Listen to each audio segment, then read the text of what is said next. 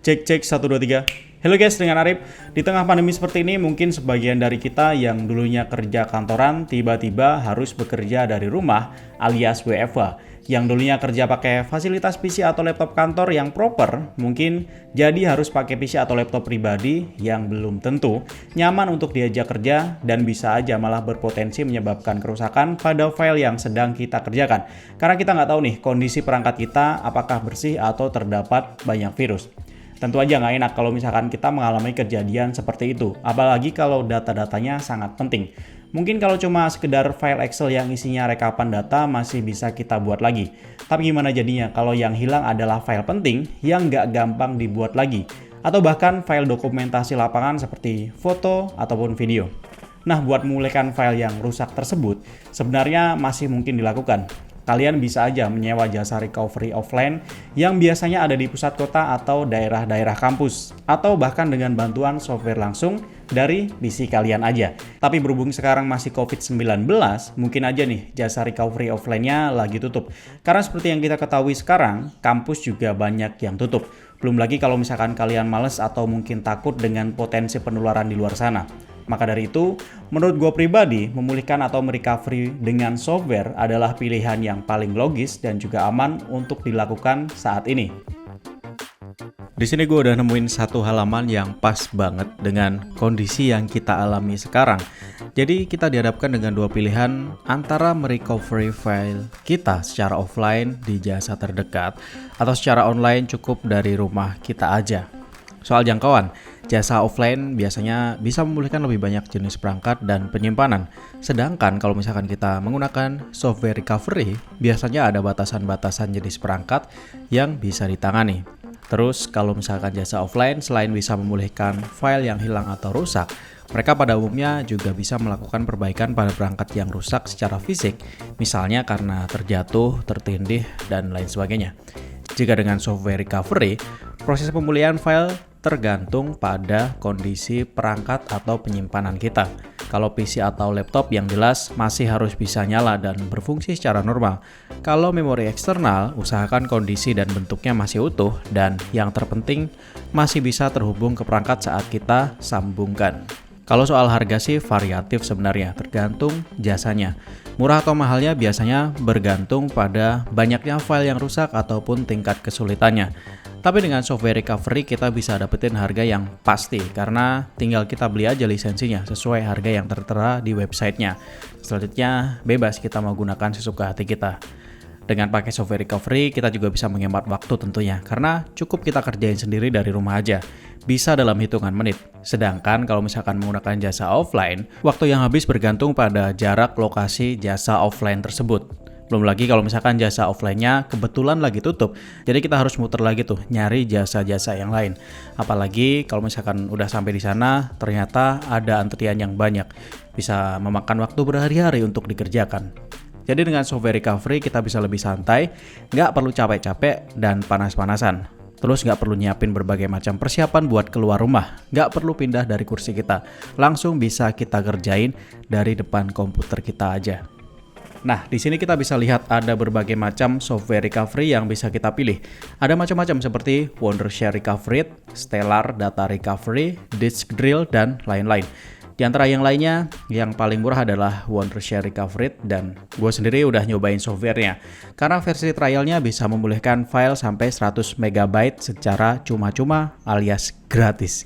Ini sih menurut gue penting banget ya, buat mastiin kalau misalkan software ini bisa memulihkan file kita atau enggak sebelum kita bayar. Nah kalau misalkan kita butuh untuk memulihkan file dengan ukuran lebih dari 100 MB, ada kupon diskon 30% yang bisa kita manfaatin buat beli lisensi softwarenya. Jadi enaknya sebelum beli lisensinya, kita bisa pastiin dulu softwarenya bisa bekerja atau enggak. Selanjutnya, kalau misalkan udah benar-benar bekerja dan kita mau beli, kita bisa dapetin potongan dengan pakai kupon 30% ya. Enak banget. Atau, buat kalian yang mau coba-coba peruntungan, di halaman ini juga lagi ada event nih. Namanya Win $100 Fund. Jika kita klik, kita bisa share tagar Save with Recovery. 5 di antara kalian yang beruntung bakalan dapetin uang total $500 cukup dengan share aja. Enak banget ya. Oke, langsung aja kita cobain versi trialnya, apakah bekerja atau enggak. Di sini gua ada satu buah video sampel hasil dari kamera smartphone yang rencananya mau gua review. Kita play dulu videonya. Nah, setelah itu gua bakalan delete filenya. Terus gua buka recycle bin buat menghapus filenya secara permanen dari laptop gua.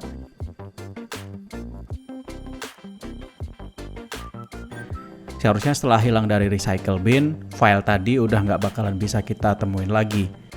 Oke, selanjutnya buat memulihkan kita butuh software recovery-nya. Kita langsung buka aja.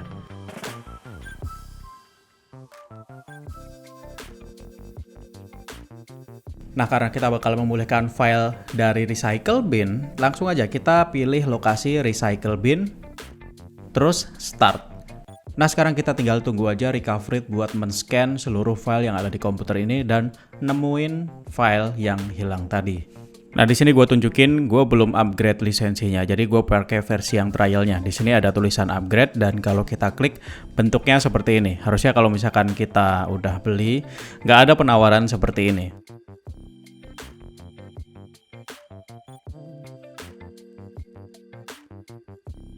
Nah, scan udah selesai dilakukan, ada total 46.000 lebih file yang ditemukan. Tugas kita tinggal nyari file kita yang hilang tadi aja. Kita klik got it, langsung kita pergi ke data D aja, terus kemudian kita cari recycle bin.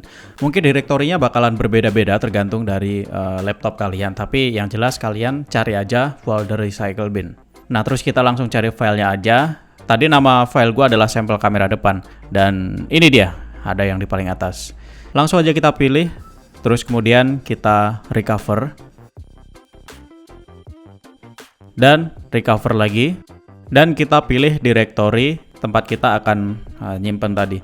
Di sini ada notifikasi jika kita disarankan untuk menyimpan file tadi ke external disk, biar nggak meng-overwrite atau menghapus file yang sebelumnya.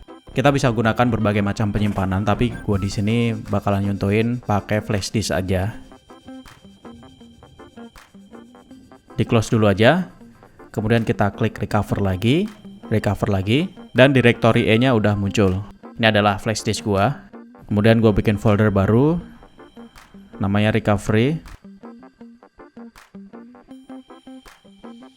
Terus kemudian klik recover.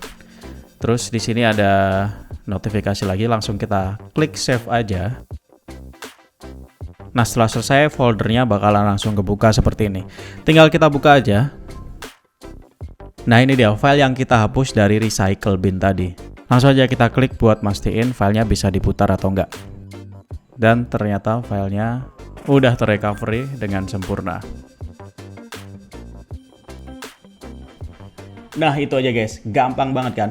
Kalian bisa klik kartu di pojok kanan atas buat nonton video tutorial lengkapnya. Kalau misalkan ada yang kurang jelas, silahkan tanyakan di kolom komentar.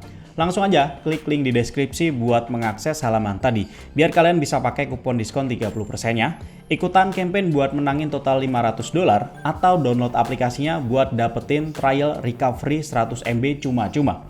Arif pamit, wassalamualaikum warahmatullahi wabarakatuh, and bye-bye.